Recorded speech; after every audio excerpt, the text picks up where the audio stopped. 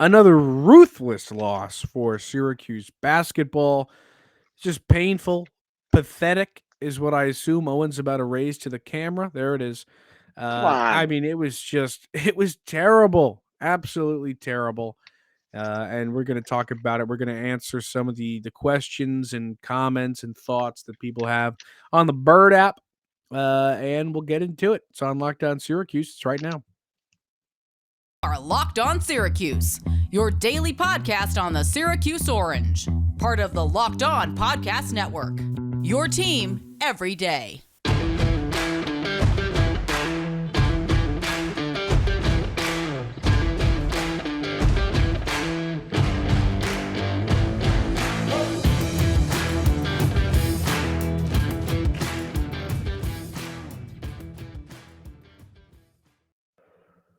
Matt Bonaparte and Owen Valentine with you on your Wednesday episode. Thanks for making Locked On Syracuse your first listen every day. We're free and available wherever you get podcasts. And this episode of Locked On Syracuse is brought to you by Sling TV.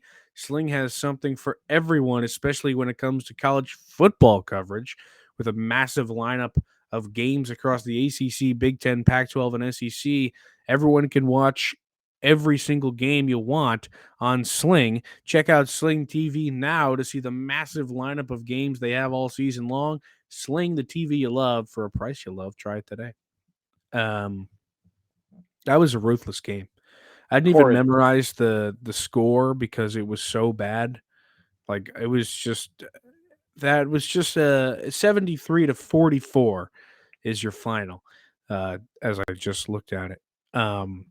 I think this might be the worst game I've seen Syracuse play since the opener in 2019, where they scored 34 points against Virginia on the home floor. From that night, what I remember is Jalen Carey clanking a three off of the side of the backboard from the corner. That's what I remember, and he never got to play ever again. um, from this one, I don't know what I'll remember. Probably Judah's crazy dunk, but then him following it up by missing like every single shot he took. He was terrible tonight. 3 of 16, 0 for 2 from 3, turned the ball over 4 times. He fouled 4 times. He looked pissed off the entire game. He was bad. I don't even know if we have to talk about Joe. Joe is terrible again. I think I will say this about Joe, and I don't know if you'll agree or concur or whatever, but it looks to me, and I tweeted it, it looks like he's lost all confidence. There was a shot at the top of the key from the 3-point arc that he takes 100 times out of 100, and he did not take it. And Yeah. I don't know what Joe Girard that was, but that was not the same Joe Girard I saw drop 31 points at the Barclays Center last week. hmm Um, This you it's know, we do our harping on Joe, but somebody said it, somebody replied it, and I 100% agree with them. Joe Girard that isn't a threat to score is way worse than Joe Girard who shoots and misses all the time. yeah, So 100%. I think, and someone was saying this on Twitter, and this is something that I always try to keep into perspective, right? Gerard is not a highly touted recruit. He was not a guy that was supposed to come in and start as quickly as he did. He was not a guy that really anyone had expectations to become, the elite scorer or the number one I scoring actually option on a totally basketball disagree team. with you. I Really? 100% disagree. Yeah, dude, he was setting crazy high school records. He's the all-time high school leading scorer in high. In Like Class he D. was, he it doesn't matter. He broke Jimmer Fredette's record. It was like he had all the hype in the world coming in. People thought he was going to be fantastic. He was scoring like 60 points a game or something. Everybody thought he was going to be nuts.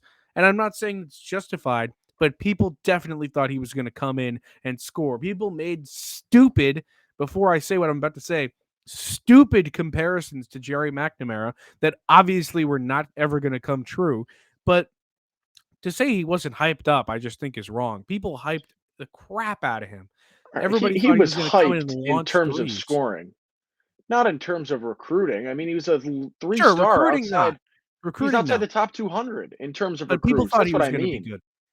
You thought he would be able to score. I mean, you assumed he was being a guy off the bench, coming in, contributing in that sort of role. This is a role, that's far and beyond what I think a lot of people anticipated would be his. And I get to give, I guess it's a nod to him almost that he's brought these expectations because of the flashes and the glimpses and the stretches where he's playing really well, but it's not working right now. And it's been significantly worse. You know, he puts up 21 in the first half or whatever it was, like 4 games ago, and he has an okay second half in that game against Richmond, and he scored 3 points a game since then. It's not good. It's disappointing. He's 2 for what, 25? He took 3 shots today, if I remember Yep, correctly. 2 for 2 for 25. 25 at this point in the last 3 games, and it's unfortunate, I think, because, you know, you never wanna see a guy go through this as much as you might, as a Syracuse fan, you know, have ripped your hair out because of Joe Girard in the past and the ups and downs and the highs and lows of Girard. You don't wanna see this come to fruition as badly as it has in the last 3 games, where he truly is unable to make a shot, and in this game, unable to have the confidence to shoot, not create. They can't get him open. They can't get him a look. This is not the reality that I think Syracuse fans want, even if you are the loudest of loud in terms of anti-Joe, because this is not the best for the team, is having Joe being as ineffective as he is and trying to figure things out with other players. It is a brutal reality right now. I feel for the guy, to see someone who is a shooter and has been a scorer his entire life and can score and shoots the lights out when he's hot, be at the point where he looks so mentally nervous to shoot and passive now, which is not something that you can do to get out of a slump, is going to be passive. Being passive is not getting you through that. It's brutal to see. It's frustrating to see, and even though, you know, you might hate him, you might, you know, want to just run your mouth about him because he gets a long leash and he's able to keep shooting, and he gets forgiven and forgiven and forgiven. This is not what you want, and this is not what's going to put Syracuse, this current Syracuse basketball team, in a position to succeed. Yeah. Um, I mean, this whole game, and you kind of talked about it and saying that you can't get him any open looks. You're absolutely right because there's no offensive game plan. Yeah, And I feel like the offensive game plan, and I've said this a couple times on the pod, so forgive me if I'm repeating myself, but it still rings true, especially in a game like this where they lost so badly. The offensive game plan for the last, I don't know, 6 years of Syracuse basketball has been handed to the best player on the field, on the court, and hope he can drive in and score. Or what it was last year was hopefully Buddy can just shoot a three over a guy. I mean, that's what it has been. And maybe you get Jesse involved. And I wish they would a little bit more because he's so good around the basket a lot of the time. But think back, it was Tyus. Just give him the ball. He'll just run up to the front of the basket and shoot a contested layup. And then it turned into Joe and Buddy trying to shoot threes over guys. Now it's give the ball to Judah, and maybe he won't dribble it off his knee out of bounds or just try to chuck a pass over everybody. It's just, it's chaotic basketball that doesn't work. And another thing I said during the game was it just looks like these guys have never played with each other before. Nobody looks comfortable. There's no rhythm yeah. to it. Somebody gets the ball, they back somebody down, they have no idea where to go with it. Shot clock violation. Okay, next possession, somebody's got it, throws it out of bounds. Okay, next possession, look for a three, hold the ball, get double teamed, hold the ball, pass it out, get stolen. It is just, it is such ugly basketball. You watch great offensive possessions in other teams. There's off ball screens. You get guys open. You figure out a way. You run plays. Find guys cutting. Syracuse doesn't do any of that. And it's catching up with them. It's not 1990 anymore where you have whoever the best big and the best point guard are in the nation. You can just figure it out. You don't have that anymore, okay? It's not just lob it up from half court to Fab Mello and he'll just yam it down. They don't have that anymore. You need to kind of create some offense here. And I don't know if it's a crazy claim to say that Jim Boeheim's not the greatest X's and O's coach on the offensive end in the world. Sure, the zone has been great for however many years, almost 50 years now. But the offense has never been that great. And that's just been the identity of Syracuse basketball. So now when you turn into a team whose identity has shifted into this offense first because the defense just doesn't have the pieces to fit into the zone, you're never going to succeed because Boeheim's teams that have been successful and won championship, that's championship, were defense oriented. So that's where I find the issue. I look at this team right now, and I felt offensively today like you just taught the Syracuse offense how to play checkers and said, okay, let's play a chess match. And that's what it looked like. They didn't know what to do. And it reminded me of Sterling Gilbert as the offensive coordinator in Syracuse football and just trying to do the same thing and not putting men in motion and cutting out a position and trying to just, oh, well, it's gonna work. It's gonna work. It's gonna work. And it didn't work. Right? It feels the same with this offense right now. And it's something that needs to be fixed. They need to try some things. Something needs to happen. I think it was Coach Fraschilla was on the call today. Said a few times, this is when you've got guys like Jesse Edwards in the middle of this offense who demands that attention, and a guy like Judah Mintz that can demand a double team by putting the ball on the floor and getting to the rim. You have to take advantage of the fact that opposing teams are going to need to double you. So make the pass. Then you can get a swing. Then you can get an open look. Then you can get a backdoor cut if it goes to Edwards, or a pop out for an easy three. Things like that. That's not what Syracuse's offense is doing. They need to be able to create double team situations where opposing defenders are going to need to step on you or are going to need to switch, and then you get a mismatch. But there's not enough ball movement right now. There is not enough creation in this offense for Syracuse to be able to get that going, and it results in a lot of standing still, a lot of dull and uneventful possessions, and it is what is leading Syracuse to score how many baskets today? 15 baskets Absurd. were made in this basketball game for Syracuse. Excluding free throws. Correct, which they were abysmal at, by the way. 9 for 17. Garbage. Yeah. All right, we got to take a quick break here, and then we will head to the Bird app, maybe share some more of our own thoughts. But first, this one brought to you by BetOnline. It's your number one source for sports betting info, stats, news, and analysis.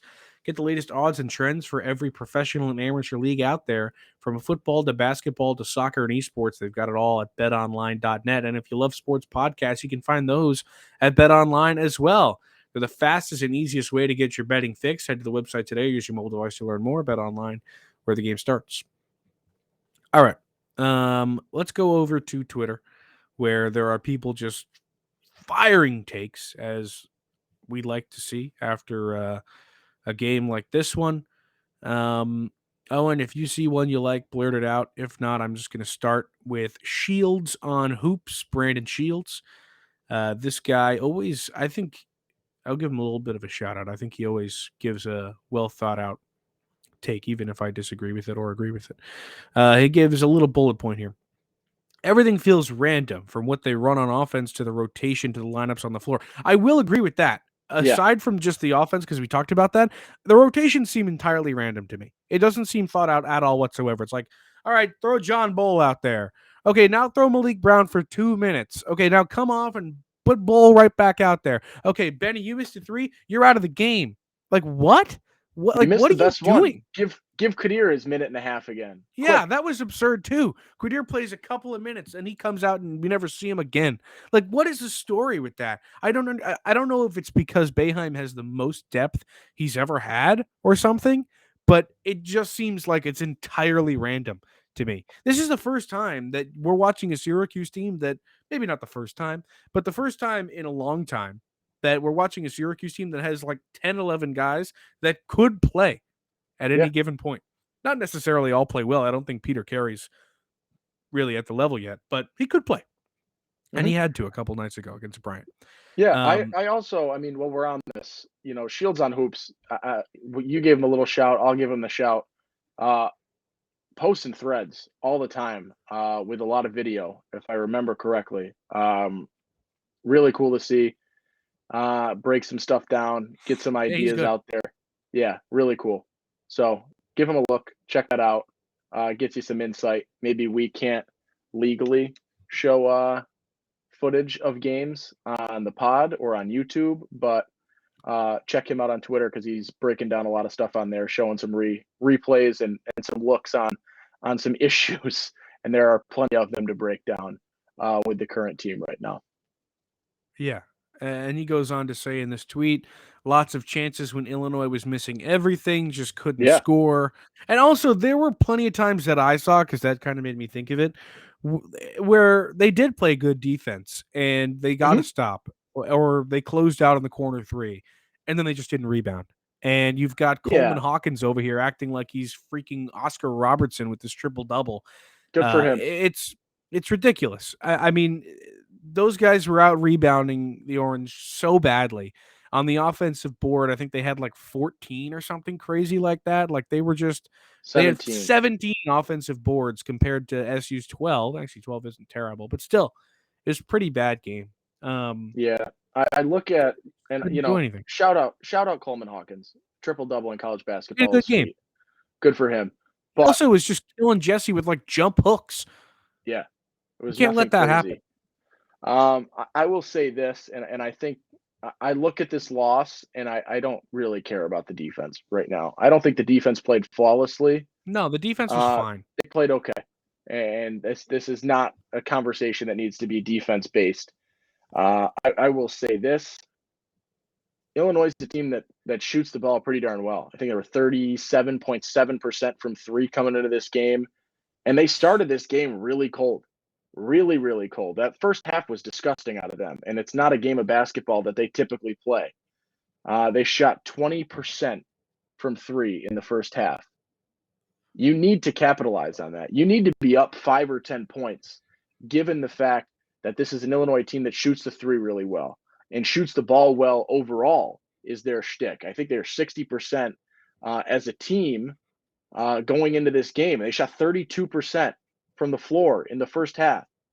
You need to capitalize on that offensively. And the offense was so bad that it just continued to let Illinois get away with them playing, their worst stretch of basketball this season. Genuinely, their worst stretch of basketball in the 6 games they've played so far came against you in a game that you desperately need to win.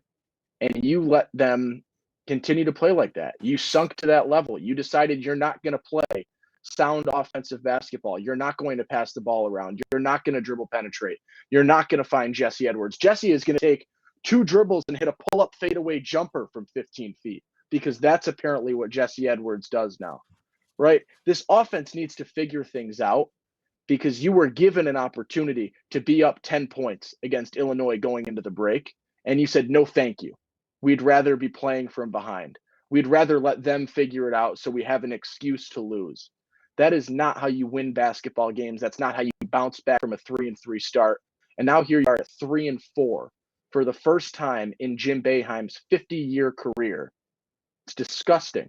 It's embarrassing. It's horrible. It's not fun to watch. It's disappointing as a fan. I can't imagine where you go from here. You've got people on Twitter with no Syracuse affiliations torching Boeheim for, how this is ending. Big Cat from Barstool is talking about how, Coach K's goodbye tour was obnoxious, but at least he didn't send a program into shambles before he left, was basically the tweet that he sent out. This is not going well. And it's getting a lot of national recognition as to how bad this is at the moment. And things need to fix. They need to be changed. And something needs to happen really quickly, because this is bad. And I don't have much. Let's dance around it. Let's be positive. Boeheim is the Hall of Famer. He knows more about basketball than me by 100-fold, I'm sure. But right now, I'm looking for something, and I'm grasping at fumes here. There is nothing to grab onto or latch onto in terms of positives, in terms of let's find a silver lining, in terms of, things are going to be okay. And I don't have that at the moment. It gets harder and harder to defend Boeheim, because, you put your faith into this guy to turn the program around, whatever, and he finally gets the talent to do so. He guarantees this is the greatest class he's ever had. He said for the first time, I think ever, that this team's going to the NCAA tournament in the preseason. He said that. He did say that he would say that every year, but he said it, and it doesn't look like it to me. I'm not it's just getting to the point where it's indefensible. And you're right, Yeah. Owen. You're in a situation with Boeheim where the program is not headed in the right direction. First ever negative or under 500 season last year, and you're looking at another one so far this year, 3-4, like you said, for the first time ever. It's just you've gotta also think there's enough talent here, right? Yeah. Like there's That's the plenty of talent frustrating on part. this team. That is the frustrating part. Is there you see the sparks. You see that there is talent. You see that this is a recruiting class that is, at times as advertised. These recruits look as advertised, which I think makes it even more frustrating. And I am a Boeheim Taylor supporter, looks sometimes great. to a fault. Sometimes to a fault, I will come and support Jim Boeheim. And I don't want him to be fired right now. Right He'll never now. be fired. I'll tell you that much. Correct. He shouldn't be. Regardless of how bad it is. Come at me and say that I'm wrong and that I'm stupid for it. But, you know, he deserves to choose when he leaves, even if it's, a fiery escape from hell when it's time to walk away. I'll give him that. And I could be wrong for saying it. You can disagree with me. That's fine. But you can't really fire him. A lot of people have a case that you should right now. But when I look at this situation, it's frustrating. And I want to defend him. And as you said, it's getting difficult to defend.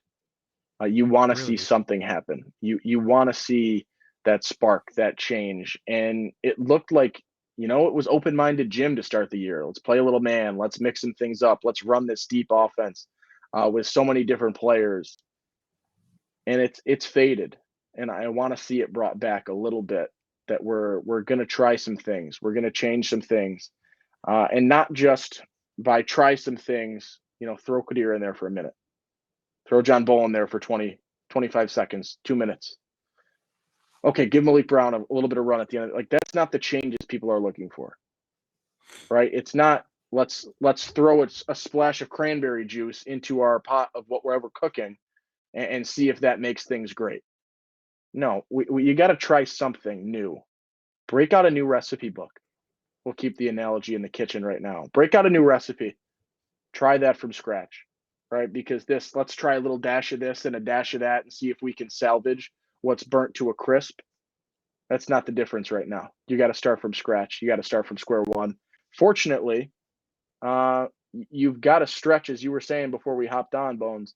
There is a stretch of games coming up that afford you the ability to regather some wins and get back on the right track. Yeah, so you've got Notre Dame coming up, which I think a lot of people are chalking up as an L, which not necessarily is. Um, Notre Dame not as good as a team as Illinois, but still a good team with good Yeah, players. And that's not going to be an easy game. That's not what I'm by no saying at all. means. But I wouldn't chalk it up as an L. Although Syracuse does look terrible. But then you've got 4 games that are entirely winnable. You've got Oakland coming to the Dome. You have 4 home games too. Oakland, Georgetown, Monmouth, and Cornell. There's no reason you lose any of those. You should win every single one of those games. Obviously, they couldn't beat Georgetown last year. That was at Georgetown. And Georgetown only won one other game after that, which was Howard. I believe they won 6 games on the year. So that was easily their worst loss last year. Terrible. Didn't win a single Big East game last year. But you get those 4 games to maybe gel, mesh as a team a little bit, and hopefully hit the ACC slate with a little bit of momentum. Otherwise, this is going to be a long year in which Syracuse is just going through it as a program. So, I mean, we'll see, obviously. But, I mean, it's just not. You've got the fans in the replies on our tweets just as mad as they are anywhere. Everybody's saying Boeheim's got to go. It's all random, blah, blah, blah, blah, blah. Somebody said, still trying to decide if I'd rather watch them score 80 and give up 100 or score 55 and give up, or score 55 and give up 75. Those are the 2 things you can choose between. It's just not a good time. So we've got a long way to go, but there's a lot of talent here, and I think Syracuse fans should at least hold out a little bit of hope. Yeah, I don't want to write this off because I do think, and I know I said we're running out of silver linings and things to latch on to. there's momentum that can build throughout this season. It was talked about today on the broadcast as well.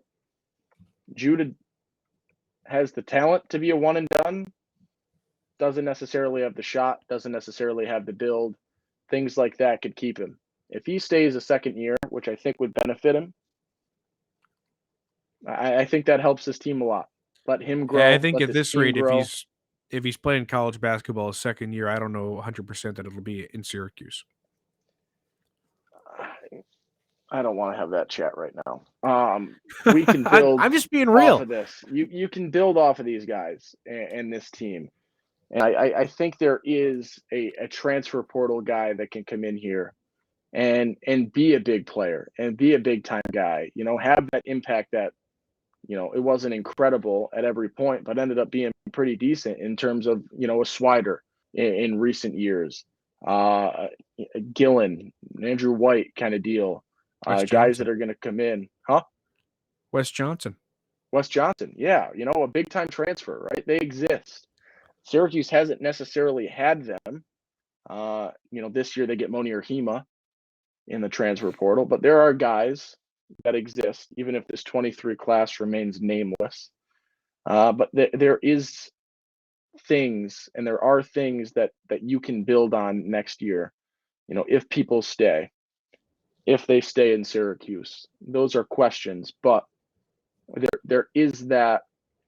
I think somebody tweeted at us maybe a week ago that said, this is a team that reminds us a little bit of, what was it, 2008, I think was the comparison that they made.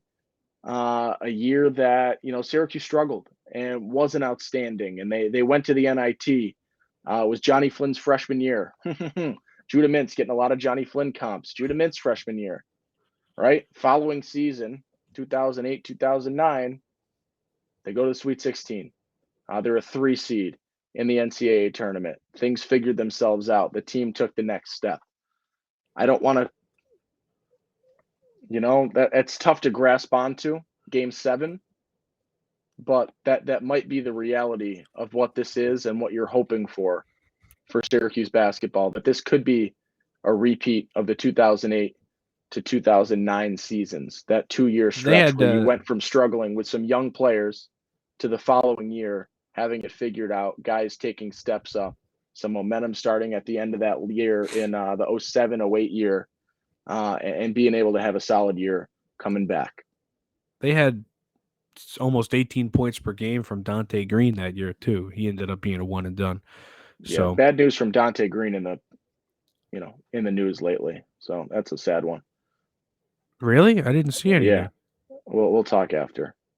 I don't want to talk about it here. It's okay. It's unfortunate. Well, anyway, thank you for making Locked On Syracuse your first listen.